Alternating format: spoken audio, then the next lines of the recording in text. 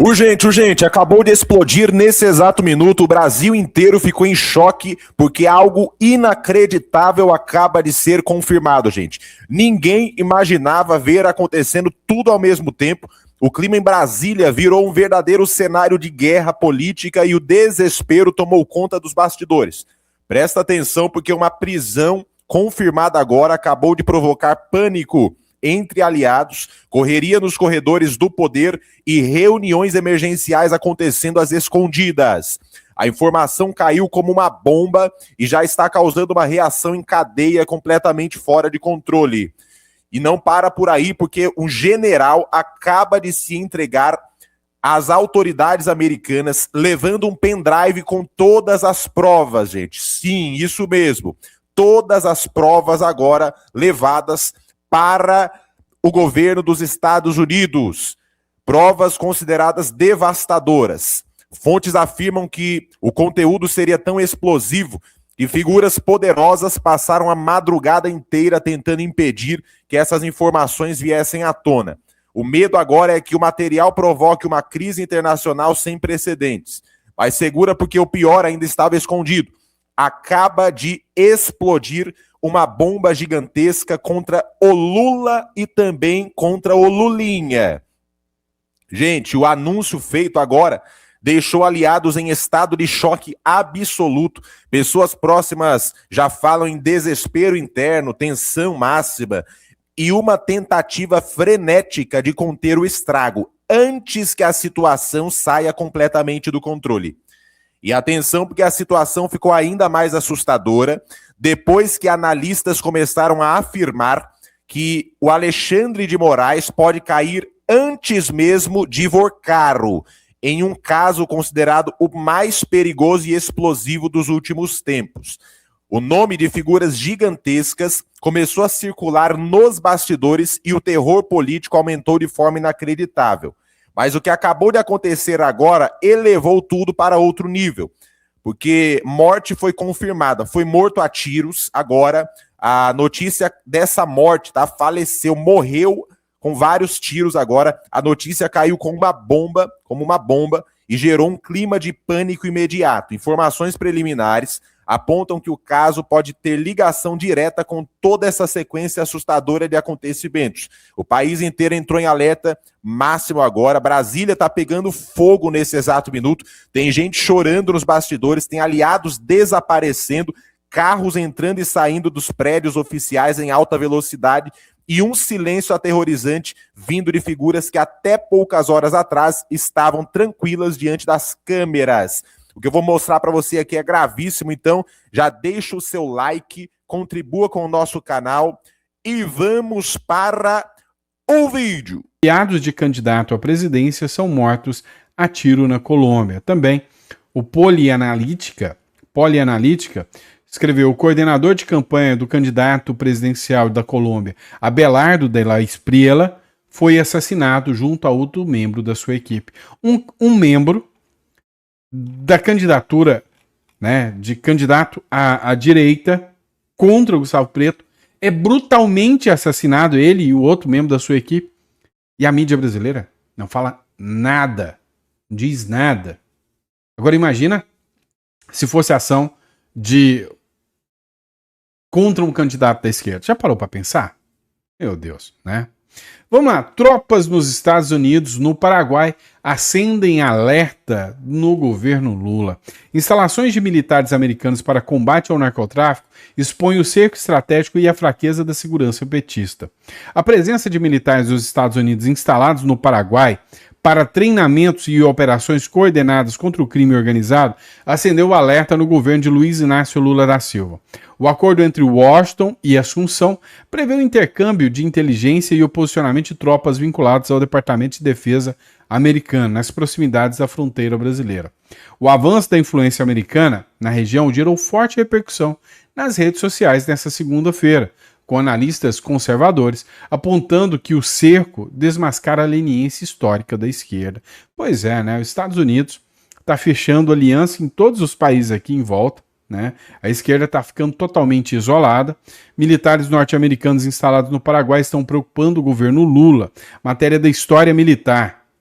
A presença autorizada de militares dos Estados Unidos no Paraguai deixou de ser apenas um acordo técnico, passou a ser observada como um movimento estratégico na região.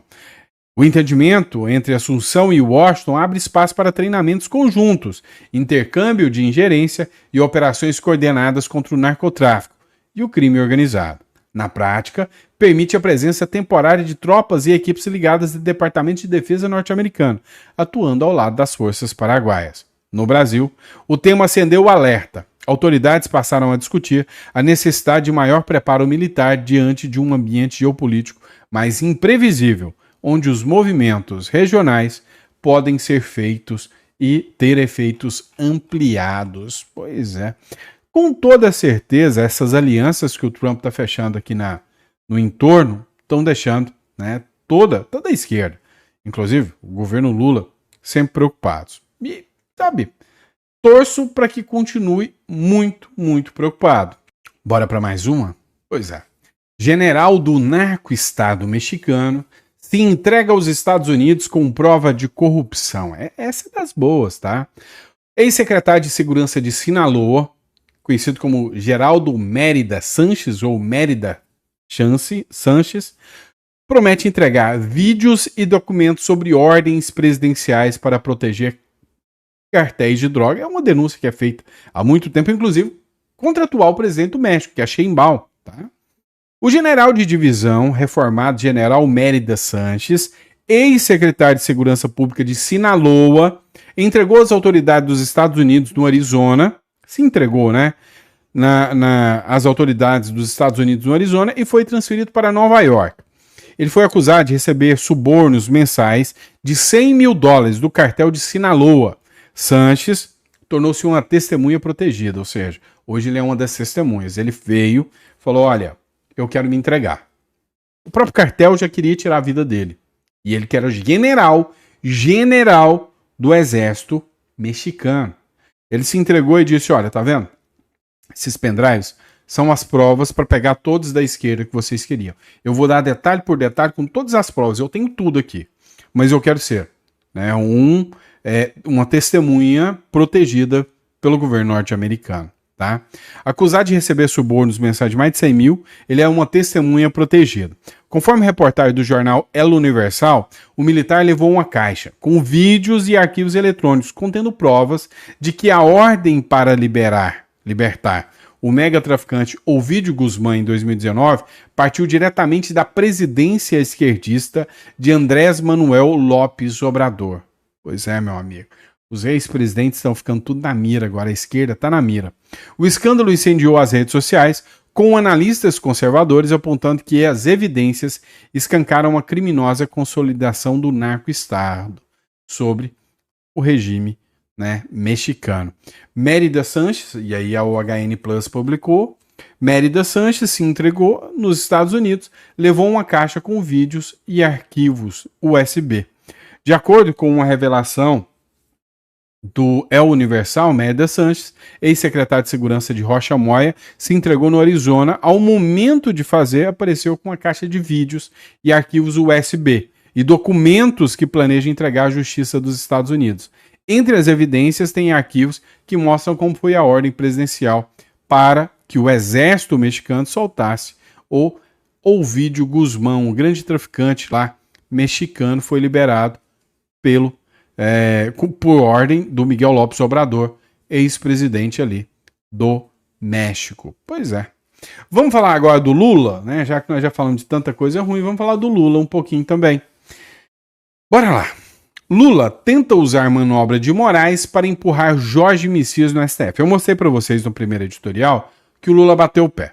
Vai indicar o Jorge Messias de novo. Vai indicar o Jorge Messias. Porém, dentro do regimento interno do Senado tem um artigo que ele é claro, falando que na mesma legislatura é vedado, é proibido indicar uma pessoa que já foi rejeitada.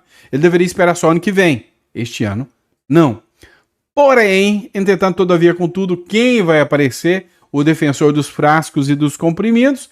Ele, Alexandre de Moraes. Pois é, um precedente do Moraes pode ajudar o Jorge Messias. Aliados articulam uma brecha jurídica com o presidente do Senado para reapresentar o nome rejeitado do chefe da AGU.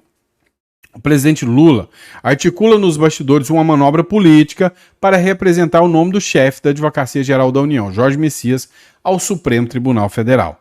Ainda em 2026, conforme revelado pela coluna do Igor Gadelha no Metrópolis, aliados tentam usar como brecha uma manobra de 2005 que reverteu a rejeição do ministro Alexandre de Moraes ao CNJ para driblar as regras do Senado. A tentativa de forçar o nome, já rechaçado pelos senadores, gerou forte indignação. E aí muita gente publicou. Fred Rodrigues, por exemplo, fez uma publicação aqui, quer perder de novo. Lula quer indicar o Messias mais uma vez. Estava querendo tocar no assunto com você para começar a nossa conversa, porque o presidente Lula disse que pretende insistir na indicação para o Supremo Tribunal Federal no nome de Jorge Messias.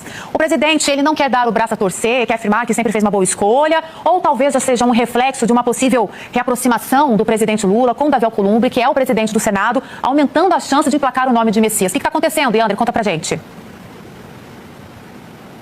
Olha, Luara, essa reaproximação entre o presidente Lula e o presidente do Senado, Davi Alcolumbre, ainda não aconteceu. A gente estava na expectativa de algum encontro entre os dois, inclusive interlocutores, tanto de Lula quanto de Alcolumbre, estavam tentando organizar esse encontro para colocar ali os pingos nos is, tentar zerar a relação que ficou bastante abalada com aquela rejeição do nome do Messias no plenário do Senado. Mas como esse encontro ainda não aconteceu, a relação entre eles continua bastante desgastada. Então essa decisão do presidente Lula, que foi comunicada recentemente a alguns aliados, tem mais a ver com uma tentativa do presidente Luara de reafirmar a sua posição. Não tem nada que indique até o momento que o cenário no Senado esteja mais propício para a aceitação do Messias como ministro do Supremo Tribunal Federal. Só que o presidente Lula ficou bastante contrariado com essa rejeição. Foi uma rejeição histórica. Fazia 132 anos que o Senado Federal não rejeitava um nome indicado pelo presidente da República para a Suprema Corte. Foi justamente, então, essa indicação de Lula que teve essa marca dessa rejeição. Então o presidente ficou bastante contrariado e quer agora reafirmar a sua posição. A avaliação do presidente, Luara, é que a rejeição do Messias não foi uma rejeição ao nome dele especificamente, não foi ali uma interpretação dos senadores de que ele não teria capacidade técnica para ser ministro do Supremo Tribunal Federal. O presidente Lula viu isso como um ataque ao próprio governo. Então ele quer agora reafirmar que fez a escolha certa, que Messias tem as condições de ser ministro do Supremo e mandar esse recado ao Congresso Nacional. Só que vai ser muito difícil o Messias ser aprovado, justamente porque a articulação que levou à rejeição do nome dele, Luara, contou ali com uma participação muito ativa do presidente do Senado, que também tinha ficado incomodado com o fato de Lula ter preterido o seu candidato, que era o senador Rodrigo Pacheco. Então, muito difícil o Messias ser aprovado. Essa possível nova indicação do nome dele pelo presidente Lula soa mais como um protesto de Lula. Lula sabe que provavelmente não vai ter essa indicação, essa nomeação aprovada, mas quer ali fazer uma forma de manifestação ao Congresso Nacional, dizer que ele tem a prerrogativa de indicar os ministros do Supremo e ele mantém, então, o nome de Jorge Messias. O presidente ainda não falou publicamente sobre isso, Luara, sobre essa rejeição ao Messias no plenário do Senado Federal. Ele tem avaliado a situação com aliados nos bastidores, tem feito várias conversas e aí chegou a essa conclusão. Alguns interlocutores de Lula, Luara, chegaram a ali fazer dar para ele alguns conselhos, por exemplo, de indicar uma mulher negra para o Supremo, que seria também algo histórico, muito difícil de o presidente do Senado, Davi Alcolumbre, barrar, ou indicar também alguém ali que já, algum juiz ou juíza que já faça parte de algum tribunal superior, teria também ali todas as credenciais para ocupar uma vaga no Supremo. Mas o presidente, então, quer insistir no Messias e a relação com Alcolumbre continua desgastada, Laura. Pois é, tô pagando para ver, né? E como eu disse, uma regra do Senado pode dar um entrave para essa segunda indicação. Escuta só. Você deve ter ouvido nos últimos dias que o presidente Lula pretende indicar novamente Jorge Messias para a vaga do STF, aberta desde setembro de 2025, mesmo após a rejeição sofrida no Senado. Mas você sabia que uma regra interna do Senado Federal pode ser um forte entrave para o presidente? Fica aqui comigo que eu vou te explicar por quê.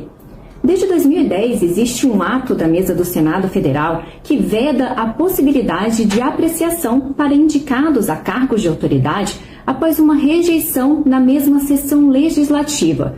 O artigo 5º da norma diz: é vedada a apreciação na mesma sessão legislativa de indicação de autoridade rejeitada pelo Senado Federal. Sessão legislativa, só para você entender bem o que é, segundo a Constituição, corresponde ao período anual de funcionamento do Congresso Nacional, que é aí de 2 de fevereiro a 17 de julho e de 1º de agosto a 22 de dezembro. Na prática, o que isso significa? Que que uma eventual reapresentação do nome do ministro Jorge Messias ao STF somente poderia ocorrer a partir de fevereiro de 2027. A partir de fevereiro de 2027, se Deus quiser, nós já nos livramos dessa nhaca. O caso Master vai ficando cada vez mais complicado para o Vorcaro. O site Metrópolis trouxe hoje a informação, acaba de sair, de que o Paulo Henrique Costa, o ex-presidente do BRB, está fechando a delação premiada dele, está assinando o termo de confidencialidade, que é o primeiro passo da delação premiada. A do Vorcaro vai ficando para trás, porque ele não quer entregar ninguém, e a do Paulo Henrique Costa começa a avançar, porque ele está disposto a entregar, inclusive, ministro, e eu vou te explicar como isso pode chegar no Moraes, especificamente, como o Moraes pode ser um dos delatados pelo Paulo Henrique Costa. Eu sou André Marcília, advogado constitucionalista e comentarista jurídico, e peço que vocês se inscrevam aqui no nosso canal e deixem o seu like, deixem o seu joinha. Bom, o ex-presidente do BRB, como eu mencionei, deve assinar ainda essa semana com a Polícia Federal a delação dele, ou termo de confidencialidade, que é o primeiro passo para a delação. Ele já tinha sido transferido da Papuda para a Superintendência da Polícia Federal, que é sempre um gesto para o início de uma delação, e agora pretende assinar esse termo. Depois que ele assinar, ele vai começar a falar. E é nessa fase que o Vorcaro parou, travou, recuou, não quis entregar ministro, não quis, foi contraditório em relação àquilo que estava dizendo a respeito de muitas autoridades, e o Paulo Henrique Costa pode passar na frente. Em delação, meus caros, a regra é clara. Quem chega antes ganha mais benefícios. Quem chega depois pega as sobras. E pode acontecer exatamente agora do Paulo Henrique Costa passar na frente. Veja, o ponto central dessa história, e por isso que eu mencionei o Moraes, eu mencionei a possibilidade dele entregar ministros, é que esse Paulo Henrique, ele foi o responsável pela operação dos imóveis. Ele chegou a receber 146 milhões de propina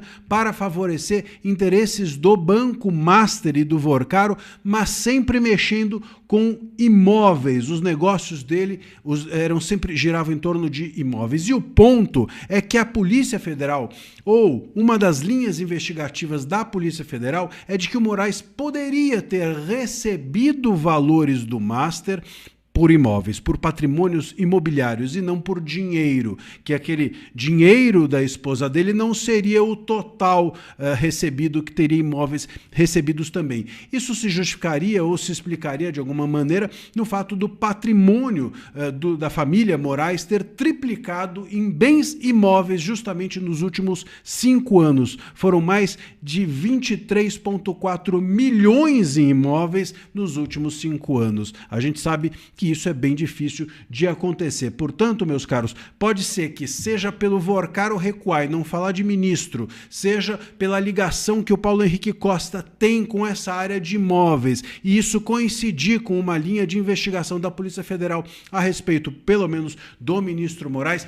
Pode ser que o Vorcaro fique para trás, que o Paulo Henrique Costa passe na frente e que uma das estrelas ou cerejas do bolo do ex-presidente do BRB, que vai assinar agora esse termo de confidencialidade, seja falar das relações do Master e do Vorcaro com o ministro Moraes. É óbvio que a gente sabe que vai ter muita gente interessada em melar essa delação. A PGR do Gonê é uma delas. Os ministros do STF também são interessados em melar. Eles vão jogar muitos factoides para nos distrair a atenção, mas a Polícia Federal está empenhada em fazer com que as pessoas que sabem de coisas dos ministros do STF dentro dos presos do caso Master, essas pessoas falem, essas pessoas tenham voz. Vamos aguardar, porque pode ser que, se essa delação do Paulo Henrique Costa siga adiante, o Vorcaro seja passado de lado, fique de lado, e nós finalmente tenhamos conhecimento de quais eram as relações, pelo menos do ministro Moraes, e sabe-se lá de quantos outros, com o caso Master, com o Vorcaro e os demais envolvidos nesse escândalo todo. Estamos atentos, estamos acompanhando. Deixe o seu comentário e fique acompanhando aqui o canal, que a gente vai trazer mais informações a respeito dessa próxima delação do caso Master.